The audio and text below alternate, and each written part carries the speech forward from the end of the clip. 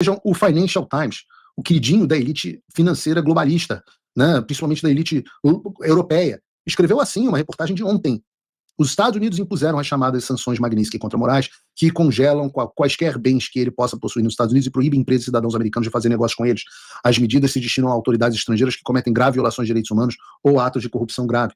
Ao anunciar as medidas no mês passado, o secretário do Tesouro Scott Bessent acusou Moraes de uma campanha opressiva de censura, detenções arbitrárias que violam os direitos humanos e processos politizados.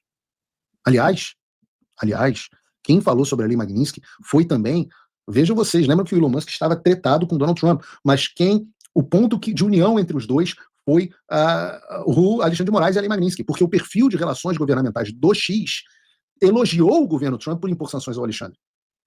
E essa, volto a dizer, é uma das intenções primárias do nosso planejamento estratégico. Eu já falei isso várias vezes no Paulo Figueiredo Show. No início do nosso trabalho, a maior dificuldade era de dar publicidade ao que vinha acontecendo no Brasil. Há menos de 2 anos, o que aconteceu no Brasil era aplaudido no exterior. O Alexandre era celebrado em eventos internacionais por ter sido o salvador da democracia brasileira contra o golpe fascista. O STF era um modelo para o restante do mundo. Era só uma matéria boa, e isso acabou. Acabou! Ora, como seria possível nós termos conseguido chegar a esse ponto sem mudar a opinião pública global? Com fatos, tudo que nós dissemos aqui são fatos, mas nós tivemos uma árdua campanha, vou falar sobre isso mais aqui, para manter este assunto no coração e mente das pessoas no mundo inteiro. A ponto de nós chegarmos nisso que a gente está vendo.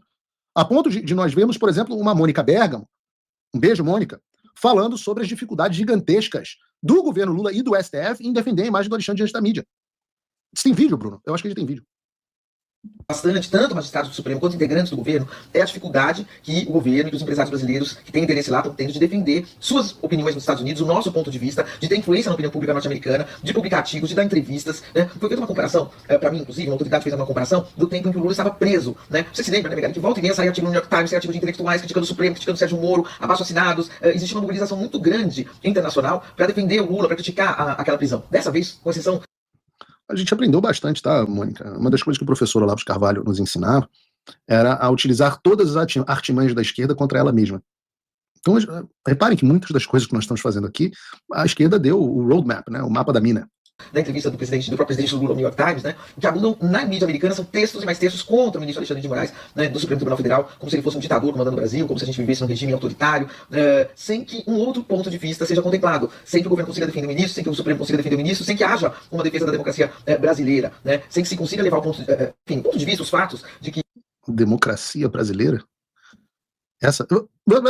Essa aí que prende, etc., que o Wall Street Journal falou, é democracia brasileira. E o ministro Alexandre, por mais que se possa criticar os seus atos, e ele é muito criticado, inclusive, aqui dentro do Brasil, né, inclusive dentro do Nem tanto. próprio Supremo, mas ele é um ministro indicado numa democracia. Peraí, quem criticou o ministro Alexandre no Supremo, Mônica? Eu não sei, o André Mendonça, talvez?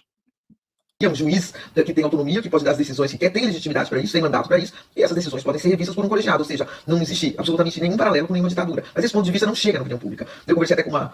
Tirando todos esses que a Mary Grady fez, né? Tirando todos esses, não tem paralelo nenhum com uma ditadura. Tirando esses 18 que é o Wall Street Journal do americana, né? Eu conversei até com uma pessoa do governo brasileiro envolvida nas tentativas de negociação com o governo Trump, que disse que sim, que há essa dificuldade, né? Mas que é difícil, tá complicado. Que na época do Lula era mais fácil, porque o Lula era uma liderança de décadas e décadas, com muitos amigos, muitas alianças no exterior, em torno da personalidade dele, daquela situação dramática de prisão, né? Mas que agora está muito mais diluído isso, né? Né? Há essa dificuldade e há essa preocupação, Megali, de uma falta de espaço para um outro ponto de vista sobre o Brasil também ser divulgado lá.